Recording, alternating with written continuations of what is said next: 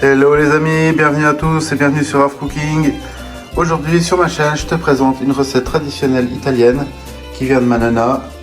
C'est la sauce tomate. Alors vous aurez besoin pour ça de plusieurs ingrédients que je t'expliquerai juste après l'intro. En attendant, même petite pause, abonne-toi. Et si à la fin de la vidéo, tu as aimé la vidéo, n'hésite pas à lâcher un petit like, un petit commentaire, de partager avec tes amis. Et surtout, quand tu t'abonnes, active la cloche de notification.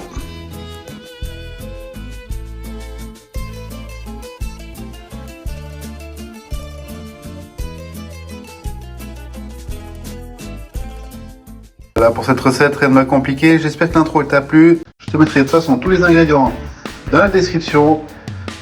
J'ai pas pu trouver tout en frais, donc on va faire avec ce qu'on a. De toute façon, c'est moi qui ai fait les herbes sèches. Elles ont été faites par moi-même. Alors on aura besoin de 2 boîtes de tomates pelées. Elles font à peu près 800 grammes chacune. Et j'ai pris une petite parce que je veux avoir en tout 2 kg de tomates pelées. Pelées, pas en petits morceaux. Pelées, c'est meilleur. On va avoir un oignon blanc, 2 grosses échalotes, 6 belles gousses d'ail, du basilic que je fais sécher moi-même et je fais pousser en été et je le fais sécher, de l'origan frais. J'en ai réussi à la trouver et ça ira nickel. On va faire notre mise en place et on va attaquer notre recette. Alors, on va commencer notre mise en place. Ici, on a déjà notre basilic sec. On va peler tout ça et on va le hacher finement. On fera une petite pause. Je vais tout mettre ça on va faire un petit peu un passage en accéléré. Mais je vais de toute façon déjà peler tout ça et après, je vous remontre encore une fois comment couper les oignons et les échalotes. Et après, on passera à la cuisson.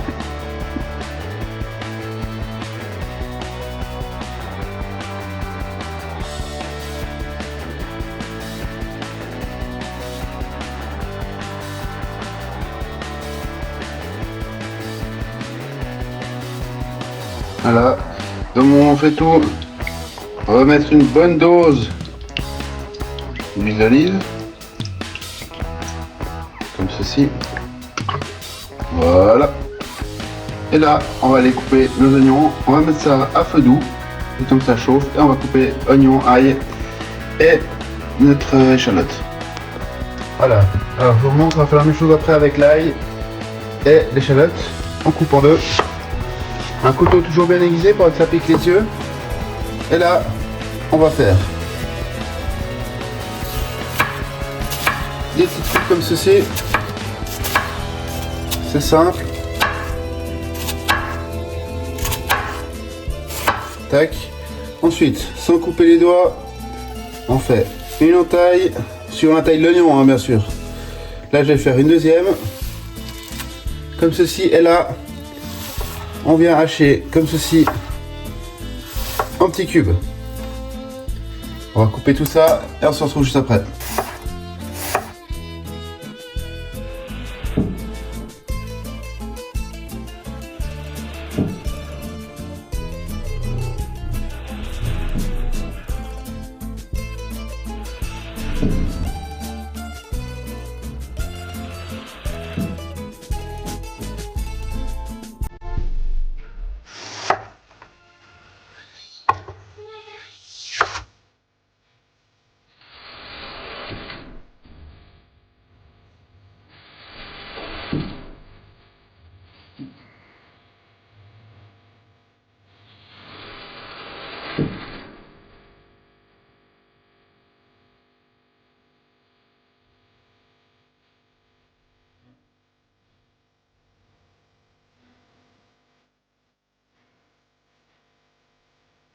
Voilà, dans une marmite, j'ai mis mon ail. Ce qu'on veut, c'est aucune coloration. Donc là, je rajoute mon oignon.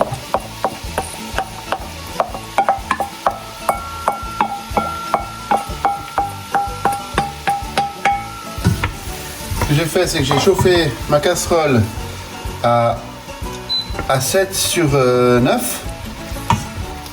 Et après, je la descends à 6, voire à 5. Et là, on va laisser compoter et non colorer.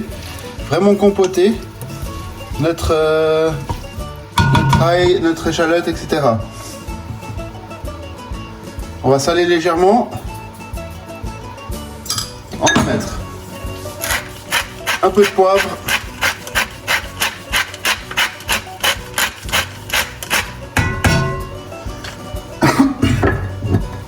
Un peu de vin blanc. Ça c'est ma touche personnelle.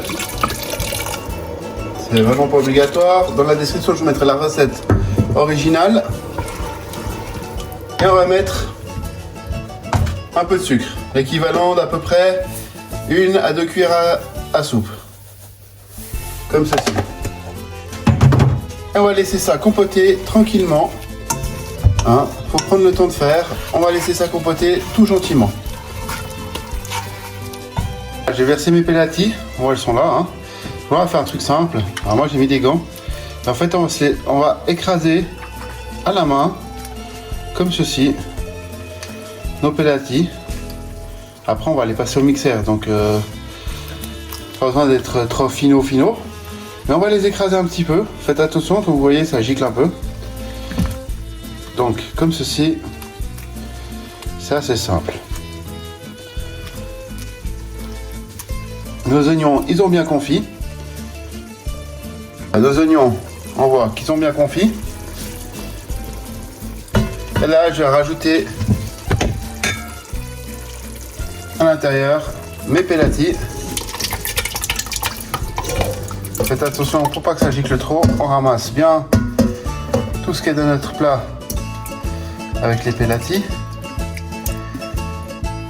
Et on va rajouter, là par exemple j'ai 2,5 kg de pélatis. Donc, je vais rajouter 1 litre 25 d'eau. Voilà. Là on est prêt. Je vais rajouter du sel,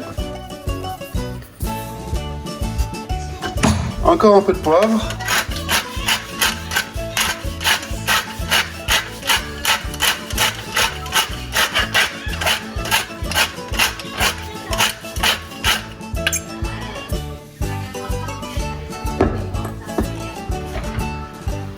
là j'ai mon origan que j'ai effeuillé et le basilic. On met tout ça dedans et on va laisser ça mijoter à feu doux pendant à peu près, allez, 3 ou 4 heures. Plus on laisse, mieux c'est. Donc en moyenne on dit 2 à 3 heures, mais là on va partir sur 4 heures. Voilà les amis, elle est enfin prête après 4 heures de cuisson. Là je vais utiliser un bas mix. Hein, c'est ça, un bas mix. Tac, comme ça vous l'avez vu. Et là, ce que je vais faire, c'est que je vais l'affiner et la rendre plus fine. Ça sert à rien d'aller trop vite. Le but, c'est d'enlever les gros morceaux. Si vraiment, vous voulez vraiment qu'elle soit vraiment liquide, vous pouvez la passer dans une passette.